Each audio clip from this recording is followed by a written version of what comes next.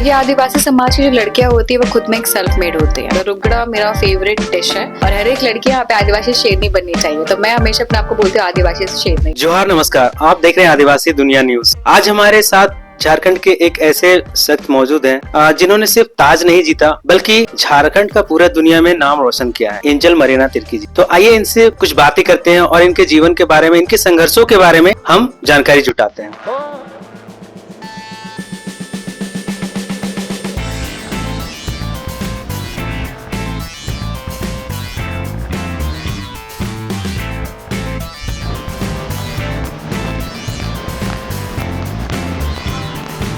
Angel Marina Tirkey जी, आपका बहुत बहुत जोहार है, बहुत बहुत स्वागत है हमारे चैनल आदिवासी दुनिया न्यूज पे।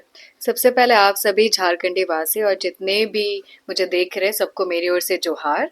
और आज आपके चैनल के थ्रू एक स्टोरी में बताने जा रही हूँ, अपनी लाइफ की जर्नी बताने जा रही हूँ, इसलिए भी शुक्रिया। आपके लिए हमारे पास कुछ कुछ सवाल है जो हम आपसे पूछना चाहेंगे और शायद हमारे दर्शक भी ये जानना पसंद करेंगे कि आपका जीवन कैसा रहा, संघर्षों से भरा रहा या फिर नहीं। ये सारा चीजें जो एक जिज्ञासा होता है दर्शक को अपने मतलब जो स्टार होते हैं उनके बारे में, तो आइए उन्हीं के बारे में हम रूबरू करेंगे। तो पहला सवाल मैं आपसे ये पूछना चाहता हूँ कि मिस यूनाइटेड नेशन अर्थ बनने के बाद जब दुनिया ने आपको पहचाना, उस वक्त झारखंड को आपने कैसे पेश किया दुनिया के सामने? सबसे पहले तो मेरी जो मॉडलिंग और पैजेंट की जर्नी स्टार्ट हुई थी जब मैं सेंट जेवियर्स कॉलेज में थी और मेरा इंटरमीडिएट परस्यू हो रहा था। उस वक्त मुझे ये मौका मिला था कि मैं मॉडलिंग करते करते पैजेंट की दुनिया में कदम रखी थी। क्योंकि बहुत बार लोग समझ नहीं सकते हैं कि मॉडलिंग क्या होता है और पैजेंट क्या होता है। मॉडलिंग होता है कि आप रैंप में अपने आप को प्रेजेंट करते हैं, किसी डिजाइनर के लिए वॉक करते हैं और भी बहुत सारे शोज के लिए करते हैं। और पैजेंट क्वीन कहलाने का मतलब होता है कि आप अपने स्टेट को रिप्रेजेंट कर रहे हैं, अपने कंट्री को रिप्रेजेंट कर रहे हैं। तो मैं मॉडलिंग के करियर में स्टार्ट होते हुए ही मुझे मौका मिला था यूनाइटेड नेशंस में जाने का, जब मैं ऑलरेडी स्टेट लेवल में काफ़ी पैजेंट्स जीत चुके थे। North east icon India, east India काफ़ी थी। तो ये सब लेवल क्रॉस करते हुए आपको इंटरनेशनल का मौका मिलता है, जहाँ पे आपको खुद भारत को रिप्रेजेंट करना होता है, इंडिया को रिप्रेजेंट करना होता है। तो यूनाइटेड नेशन को मुझे रिप्रेजेंट करने का मौका मिला था 2022 में। तो 2022 एक ऐसा समय था जब मुझे बहुत रैंडम ये चीज़ें मिली ऑफर। मेरे नेशनल डायरेक्टर ने मुझे दिल्ली से फ़ोन किया कि तुम्हें इंडिया को रिप्रेजेंट करना है, और उस वक्त इंडिया ही होस्ट कंट्री था हमारा। तो मेरे ऊपर और भी ज़्यादा प्रेशर था कि एक मेरे देश में भी रिप्रेजेंट करना है और मैं एक लौती हूँ जो मैं इंडिया को रिप्रेजेंट कर रही हूँ वहाँ पे। तो मुझे यहाँ पे अपना बेस्ट परफॉर्म देना है, 100% देना है। 10 दिनों का हमारा कंटिन्यू प्रोग्राम रहता है, स्केड्यूल रहता है, बहुत सारे राउंड्स रहते हैं, नेशनल कॉस्ट्यूम रिप्रेजेंट करना होता है। तो इन सारी चीज़ों को फेस करते हुए मुझे फिर टैग मिला मिस यूनाइटेड नेशंस अर्थ का, जहां मैंने इंडिया को विनिंग दिलाया। और इन्हीं चीज़ों से आगे कंटिन्यू करते हुए फिर मुझे एक और मौका मिला जब क्वीन ऑफ इंटरनेशनल टूरिज्म में मैं किताब लाई इंडिया के लिए। काफी बड़ी उपलब्धि है मानी जाती है। हाँ, डेफिनेटली, क्योंकि मुझे ऐसा लगता है कि कंट्री को रिप्रेजेंट करना, आपको जब वो स्लैश मिलता है इंडिया का, तो उस वक्त जब आप उसे पहनते हैं ना, आपको पूरा बॉडी शिवर करने लग जाता है, रोंगटे खड़े हो जाते हैं। बहुत बड़ा गर्व का पल होता है उसमें। जी, बहुत मेरे ऊपर इतना ज्यादा प्रेशर था क्योंकि मेरे ऊपर कुछ स्पॉन्सर्स भी थे। स्पॉन्सर्स ने काफ़ी मेहनत से अपने नेम और लोगोस को दिया है कि मुझे रिप्रेजेंट करना है। और इतने सारे ब्यूटी पैजेंट्स के जितने भी लोग आते हैं बाहर कंट्री से, फॉरेन से आते हैं, मैं बोल सकती हूँ मैक्सिकन्स आती है, स्पेनिश आती है।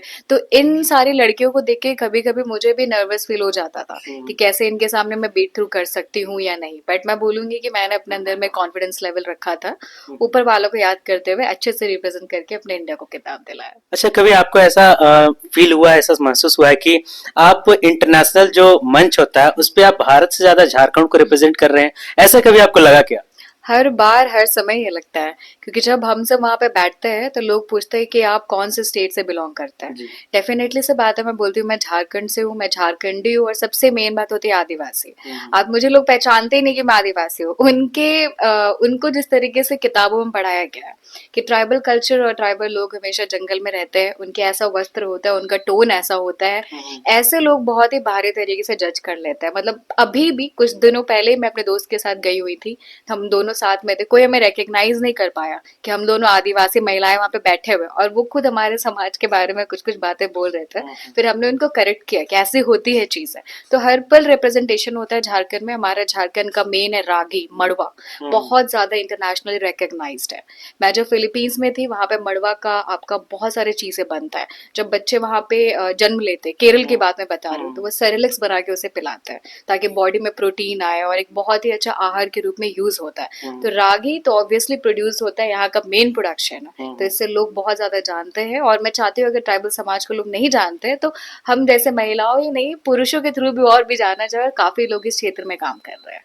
तो कहीं ना कहीं आदिवासी समाज को एक गलत ही रिप्रेजेंट किया गया है कि आदिवासी जंगलों में रहते हैं, वो मतलब सांवले होते हैं, ऐसे होते हैं, वैसे होते हैं। तो आपने कभी जो होता है, जो कलर को लेके, जो स्किन कलर को लेके, वो कभी झेलना पड़ा है क्या आपको? देखिए, क्रिटिसिज्म की बात किया जाए तो ये हर जगह पे है। कलर को लेकर के हमारे कंट्री में, मैं बोलूंगी, बस स्टेट का हमारा बात नहीं है, कंट्री में प्रॉब्लम है बेसिकली बहुत ज्यादा इंडस्ट्री में।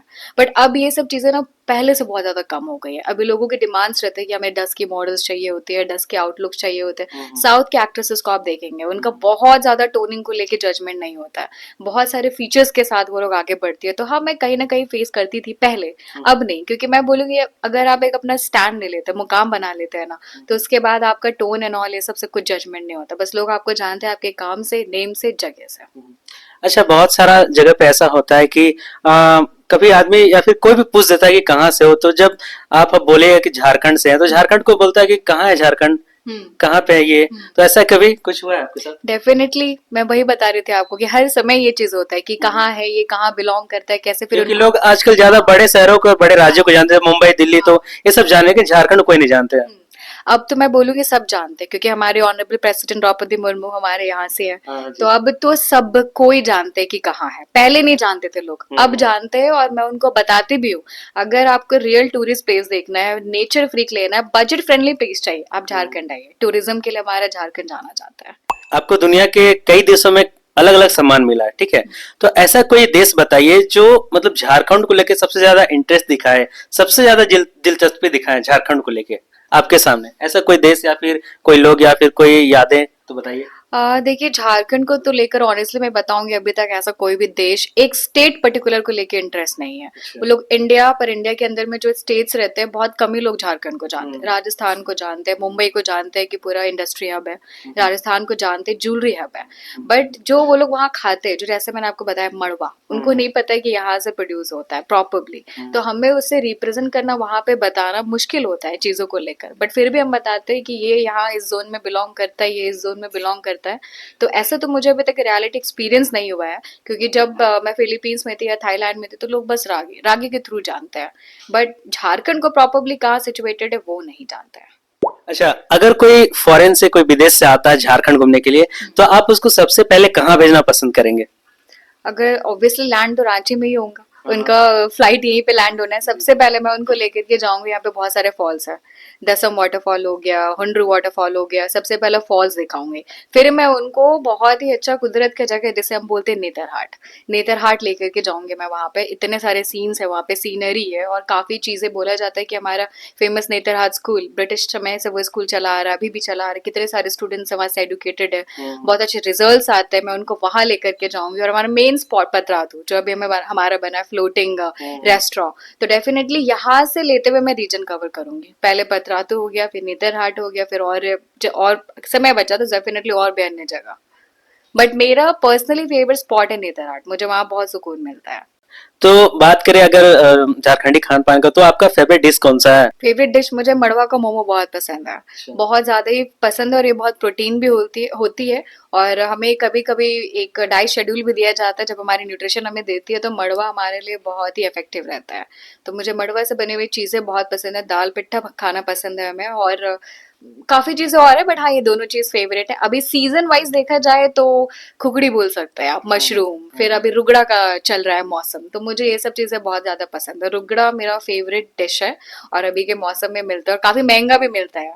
तो मुझे लगता है मुझे सीजनल फूड खाना ज्यादा पसंद है। कहीं ना कहीं आप अपने कल्चर को नहीं भूले हैं, बिल्कुल भी नहीं। हम लोग यहाँ से बिलॉन्ग करते एक शुरू से जब हम लोग विलेज एरिया में जाते थे, हमारे दादा दादी जब रोपा का समय भी हो गया, खत्म हो गया, तो बैठते थे, जानते तो मॉडर्न बाय आउटर लुक होता है जब रिप्रेजेंट करना होता है, बट जो बोलते हैं देसी, वो हम अंदर से ही रहते हैं। और मुझे लगता है किसी भी रीजन या किसी भी स्टेट के लोगों को अपना जो भी पारंपरिक है, कल्चर है, खाना है, भाषा है, उसको भूलना ही नहीं चाहिए। भाषा में थोड़ा कॉम्प्रोमाइज हो जाता है, बट फिर भी लोग इसे भी अडाप्ट करने की कोशिश करते हैं, और मैं भी एक कोशिश करती हूँ अडाप्ट करने की। तो मुझे लगता है अपना कला, संस्कृति, खान पान में कभी कॉम्प्रोमाइज नहीं करना चाहिए। अच्छा, आप कभी कोई इंटरनेशनल मीट पे गए हैं, ठीक है, तो क्या आप कभी अपने झारखंडी फूड को या फिर झारखंडी लोग को मिस करते हैं क्या, ऐसा कुछ? डेफिनेटली मुझे लगता है कि जब मैं ये पैटर्न जीत कर आई थी, तो मुझे सबसे पहला बड़ा काम जो मुझे झारखंड सरकार की तरफ से मिला था, G20 को मास्टर कोऑर्डिनेटर का। तो मैं G20 में ऑफिशियली मास्टर कोऑर्डिनेटर थी, मुझे सबको रिप्रेजेंट करना था। और वहाँ के जितने भी लोग आए हुए थे G20 में, सबके नाम बहुत डिफिकल्टी से लेना हो रहा था। वहाँ पे टेबल में एक एक चीज जब सर्व होता है, तो हमेशा कुछ ना कुछ झारखंड का वहाँ पे दिया रहता है। और जब मैं बाहर जाती हूँ, अगर बाहर जाने का बात करेंगे, तो डेफिनेटली मैं मिस करती हूँ। डेफिनेटली बहुत सारी चीज, हमारा दाल पिट्टा मड़वा, फिर और भी बहुत सारी चीजें हैं, तो मैं मिस तो करती हूँ। बट वहां पे भी मुझे डिफरेंट फूड को खाना एक्सप्लोर करना ज्यादा पसंद है। मतलब कहीं ना कहीं आप अपने फूड को भी मिस नहीं करते हैं ना, कहीं भी जाते हैं? अब मैं बहुत मिस करती हूँ। मैं, मुझे खाना बहुत पसंद है और मैं बहुत ज्यादा फूडी भी हूँ। बट हाँ, एक समय आता है कि जब हमारे प्रोग्राम स्केड्यूल्स होते हैं, जब हमारे शूट्स होते हैं, तो हमें प्रॉपर डाइट प्लान मिलता है, तो उस वक्त 10 से 15 दिनों का ब्रेक लग जाता है। क्या कोई भी आपको आपके ट्रैवल होने पर कोई कटाक्ष किया है, या फिर क्या ऐसा कुछ बोला है जिससे आपको बुरा लगे कुछ? एकदम सच्ची घटना पे आधारित है। मैं जो बता रही थी कि मैं 2 दिनों पहले अपने एक फ्रेंड के साथ गई हुई थी, तो हम दोनों एक अभी ये रथ यात्रा की बात है, हम दोनों पूरा कवर होकर के गए कि हमारे क्षेत्र में लगा ये मेला, हम लोग को जाना चाहिए क्योंकि काफी नाम है यहाँ पे, और मैं बहुत सालों से नहीं गई थी। तो मैं गई हुई थी अपनी दोस्त के साथ, और हम दोनों बैठे हुए थे बड़े वाले झूले पे, मैरीगोल्ड राइड, क्या बोलते हैं उसको हिंदी में, एकदम बड़ा बड़ा जो गोल गोल घूमता बड़ा है। झूला, हाँ, रमडिलवा। हाँ रमडोलवा, उस पे हम लोग बैठे हुए थे ऑपोजिट में। तो 2 लड़कियां वहां पे बैठी हुई थी, उन्हें पता नहीं था कि हम दोनों आदिवासी समाज से बिलोंग करते हैं। उन्होंने बोल दिया कि बगल वाले पे झूले पे देखिए, बहुत ही अलग एक्सप्रेशन के साथ, कि भूरंग लोग बैठे हुए हैं। तो मेरी दोस्त ने पूछा भूरंग का मतलब क्या, तो बोले बोली आदिवासी लोग बैठे हुए हैं। हम दोनों भी आदिवासी, और मेरे साथ में जो बैठी हुई थी वो भी एक पोस्ट होल्डर है, मैं भी एक पोस्ट होल्डर हूँ। तो हम दोनों ने उसको बताया कि डिफरेंशिएशन क्या होता है और कैसे लोगों को जजमेंट नहीं करना चाहिए। तो अभी भी यहाँ, और सोचिए, मैं बोलना चाहूंगी कि वो बच्चियां ज्यादा उम्र की भी नहीं थी, 12-13 साल की थी। अभी से ही उनके फैमिली ने उनके अंदर में डाल दिया है कि झारखंडी लोग ऐसे होते हैं। और अभी भी हम लोग कितना भी चेंज करने की कोशिश कर ले कि ये छुआछूत और अपर ग्रेड लोअर ग्रेड में डिफरेंस नहीं करना है, फिर भी अभी से ही उनके दिमाग में ये सब चीजें भरा हुआ रहता कहीं है। ना कहीं गलत धारणाएं भर दी। हाँ, बहुत नेगेटिव है, क्योंकि उसके एक वर्ड से मैं बोलूंगी कि उनकी भी गलती नहीं है, उनके फैमिली जिस तरीके से उन्हें परवरिश दे रही है, वैसे वो लेकर जा रहे हैं। तो ये सोच को बदलना बहुत जरूरी है। और क्रिटिसिज्म तो हमें हर फेस में, हर जगह पे चैलेंज करना पड़ता है, बट हम लोग प्रूव कर देते हैं इन चीजों को अपने सक्सेस से, अपने काम से। अच्छा, तो आपने उस वक्त क्या जवाब दिया था उन्हें?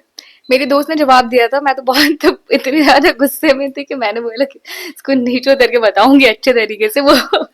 बट मेरी फ्रेंड ने बहुत अच्छा जवाब दिया कि आदिवासी समाज के लोग ऐसे होते हैं और ऐसा जजमेंट नहीं करना चाहिए। तो she handled it very properly. और मैं बगल में थी, मुझे भी गुस्सा आ रहा था, बट उसने ऑलरेडी जवाब दे दिया था। फिर उन दोनों बच्चियों की मुंह बन गया उन लोगों के, वो बोले क्या, अब आगे उनका मुंह टोटली बंद हो गया था। कहीं ना कहीं उन्हें भी बुरा लगा होगा, निःशब्द हो गए। हाँ, निशब्द हो गए थे। देखिए, मैं बोलती हूँ ना, किसी भी समाज के लोगों को हम लोग डिस्क्रिमिनेट नहीं करना चाहिए। और फैमिली और पेरेंट्स एक ऐसे होते हैं जो अपने बच्चों के शुरू से जिस तरीके से परवरिश देंगे वैसे ही बढ़ेंगे। तो मैं किसी भी समाज के खिलाफ नहीं जाती हूँ, ना बोलती हूँ। आप जिस तरीके से गाइडेंस करेंगे मिल बांट के रहने का, वो ऐसा चलेगा।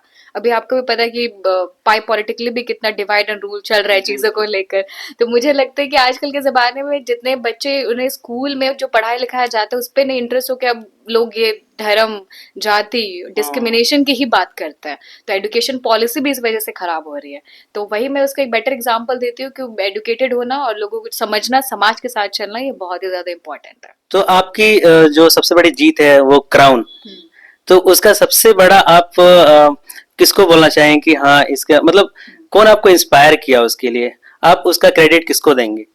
देखिए, सबसे पहले तो एक क्राउन लगा करके जब लोग मुझे क्वीन बोलते हैं, जी। तो सुनने में बहुत अच्छा भी लगता है, बट रिस्पॉन्सिबिलिटी बहुत आ जाता है। हम्म। क्योंकि आप सबसे पहले सोसाइटी और सभी लोगों के बीच में एक स्टैंड आउट होता है। हम्म। क्राउन का मतलब होता है रिस्पॉन्सिबिलिटी के साथ आगे चलना और लोगों के बीच में स्टैंड आउट होना। एक बोलते हैं कि वोकल फॉर लोकल, कि आप 10 लोगों की भीड़ में है और एक लड़की आपको पोजीशन मिला है, तो लोगों का बात को समझ करके कैसे रिप्रेजेंट किया जाए समाज में और कैसे लोगों की बात को सुन पाए। तो इन सारी चीज़ों को लेके रिप्रेजेंट करना और रिस्पॉन्सिबिलिटी को निभाना, तो डेफिनेटली अब मेरे अंदर में ये आ गया है कि कैसे करना है चीज़ों को लेकर। और इसका सबसे बड़ा क्रेडिट मैं देना चाहती हूँ मेरे जितने भी झारखंड के लोग हैं, मेरे इंडिया के लोग हैं, जिन्होंने मुझे भर भर कर वोट दिया था। क्योंकि वोटिंग सिस्टम होता है और वोटिंग में 60% मार्क्स ऐड होता है। अगर 100 मार्क्स है तो उस पर 80% वोट पे जाता है। और मैं बोलूँगी डेफिनेटली मेरे पेरेंट्स, क्योंकि मेरे पेरेंट्स को भी बहुत ज़्यादा चीज़ें सुनने को मिलता था, बट मेरे फादर एक आर्मी पर्सन और मैं एक आर्मी ब्रैट हूँ, तो मैं एक आर्मी डॉटर होने के नाते मेरे अंदर में बहुत ज्यादा ब्रेवरी वाला चीज है। मेरे को कभी किसी के सामने कुछ भी वैलिड के साथ बोलने में डर नहीं लगता है। तो मेरे पेरेंट्स ने सपोर्ट किया, मेरे इंडिया के लोगों ने समाज किया सपोर्ट किया, मेरे झारखंड के लोगों ने सपोर्ट किया।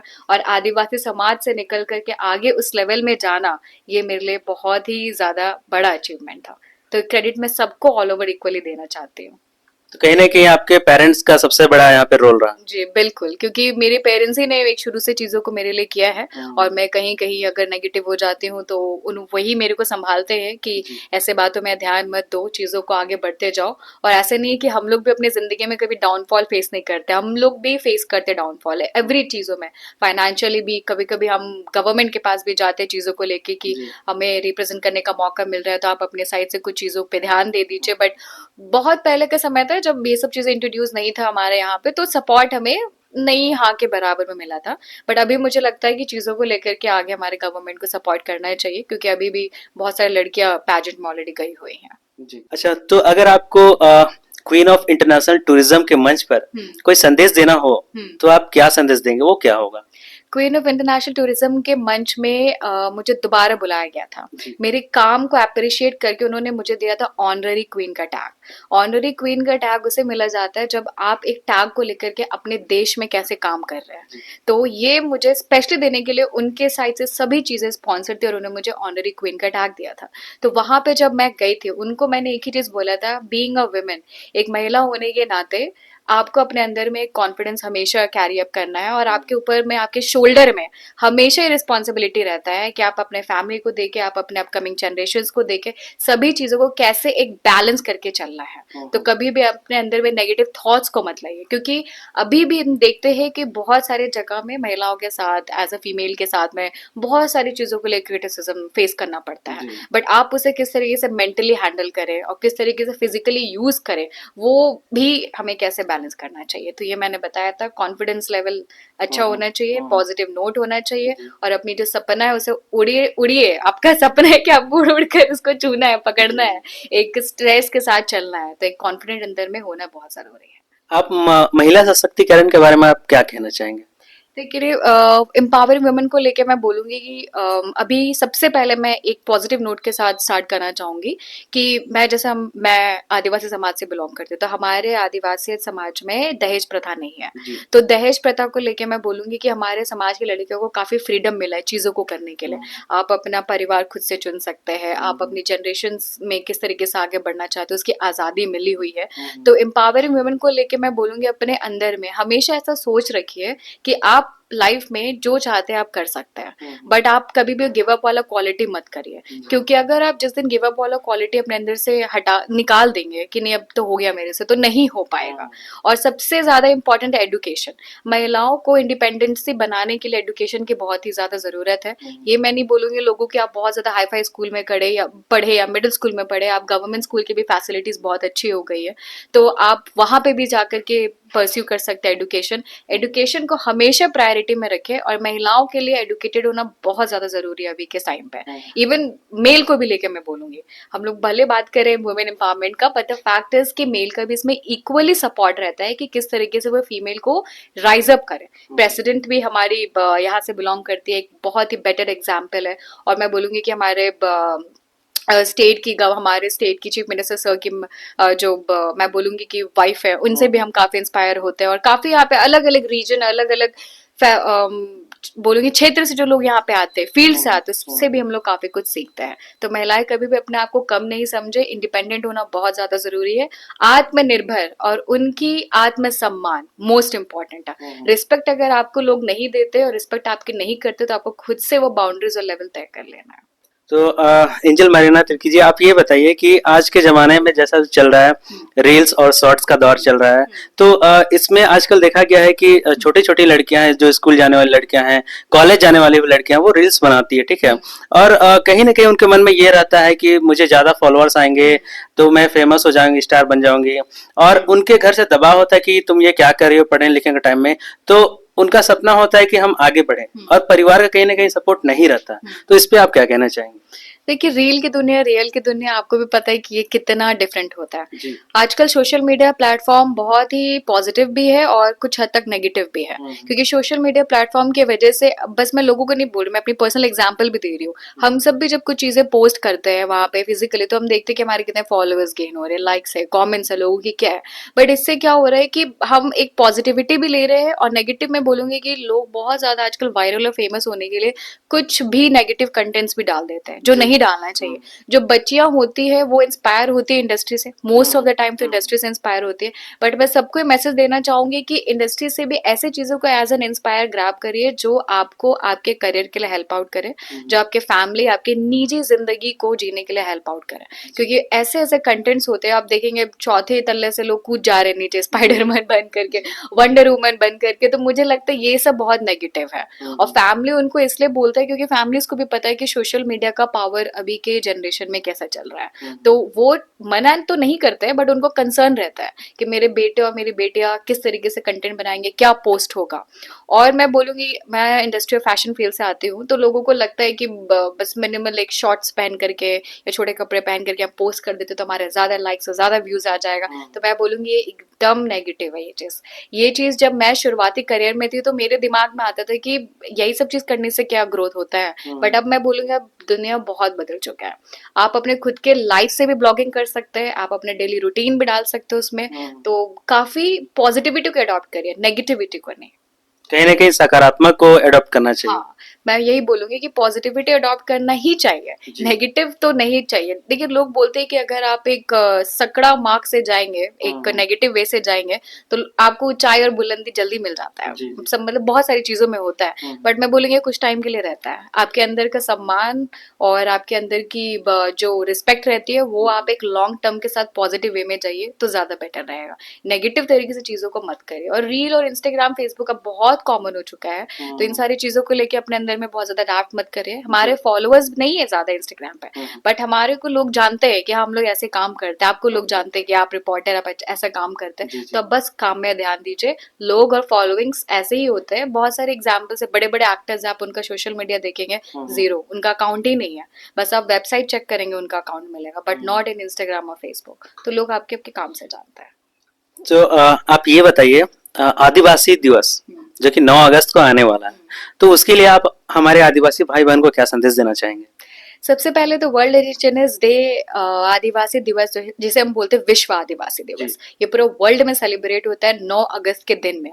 तो आदिवासी समुदाय के जो लोग रहते हैं एकत्रित होते हैं, काफी नाचना गाना होता है, कल्चरल परंपरा, भाषाएं, हमारी वेशभूषा जो भी होती है, हम उसे पहन करके जाते हैं, एक साथ खड़े होते हैं। तो ये दिन मनाया जाता है हमारे लोगों का एकता दिखाने के लिए, क्योंकि बोलते हैं आदिवासी अभी नहीं है, अनंत काल पहले से रहने वाले लोग हैं। तो हम लोग बहुत पहले से यहाँ पे है।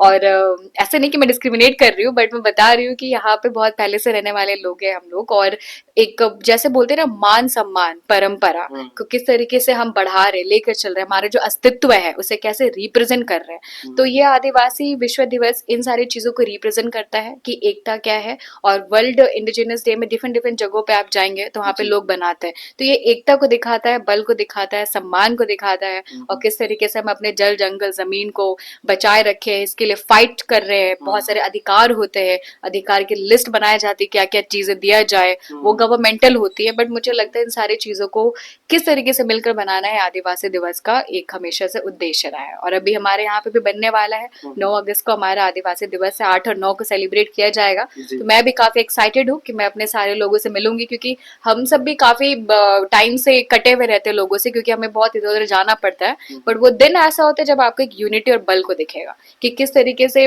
कि यहाँ पे लोग मनाते हैं। एक नाच गाना होता है, ट्राइबल कल्चर होता है, ट्राइबल फूड होता है, परंपरा को कैसे फॉलो किया जाता है। तो अब बारी है एंजल मारिना तिर्की जी से रैपिड फायर क्वेश्चंस का, ठीक है? तो मुझे बहुत डर लगता है रैपिड फायर से, बट नहीं एक्साइटमेंट भी है। नहीं, कोई बात नहीं है, मजा आया काफी, बिल्कुल ताकि आपके जो फैंस है वो भी देखें, वो भी जाने कि क्या है क्या नहीं ठीक है, आपके लाइफ के बारे में। बिल्कुल। तो पहला सवाल ये बताइए कि झारखंड का एक ऐसा शब्द जो आपका पहचान है। आदिवासी शेरनी, मैं अपने आप को यही बोलती हूँ, और हर एक लड़की यहाँ पे आदिवासी शेरनी बननी चाहिए। तो मैं हमेशा अपने आप को बोलती हूँ आदिवासी शेरनी। मुझे कोई तोड़ नहीं सकता, मरोड़ नहीं सकता, मैं दहाड़ूंगी, भाग जाएंगे सब। आदिवासी शेरनी, बस हाँ। चलिए बहुत अच्छा, आदिवासी शेरनी काफी अच्छा लग रहा है सुनने में। तो दूसरा सवाल आपके लिए ये है कि आप ब्यूटी प्रेफर करते हैं या फिर ब्रेन?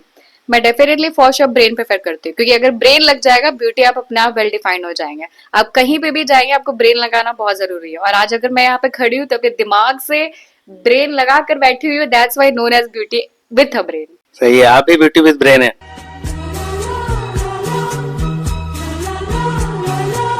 अच्छा आप ये बताइए, आप फेम में ज्यादा रहना पसंद करेंगे या फिर पीस में?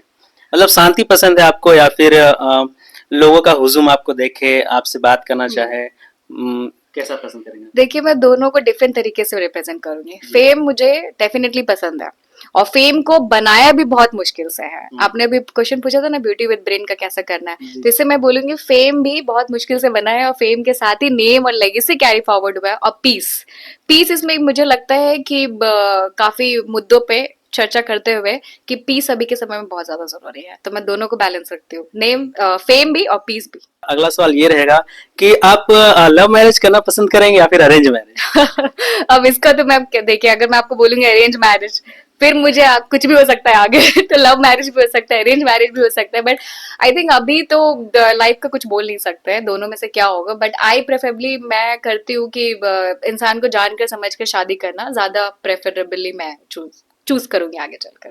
मतलब अभी कोई क्लियर नहीं, इट्स कॉम्प्लिकेटेड। It's complicated. तो चलिए कोई बात नहीं, चलते हैं हमारे अगले सवाल से। इंस्टाग्राम पसंद करेंगे या फिर आप real life? Well social life balance करना मुझे ज्यादा पसंद है। रियल लाइफ में मुझे लोगों से मिलना जुलना बातचीत करना काफी पसंद है, बट सोशल लाइफ में क्या होता है कि मैं सभी चीजों को समझ पाती हूँ। वर्ल्डली कैसे चल रहा है दुनिया, वर्ल्डली के सोशल इन्फ्लुएंसर्स कहते हैं, यूट्यूबर्स का क्या कंटेंट है, पॉलिटिकल में क्या कंटेंट है। तो मुझे लगता है कि इंस्टाग्राम से मैं काफी ज्यादा, मेरे 80% उधर है, क्योंकि इंगेजिंग लाइफ देखा जाए तो थोड़ा कम है हमारा।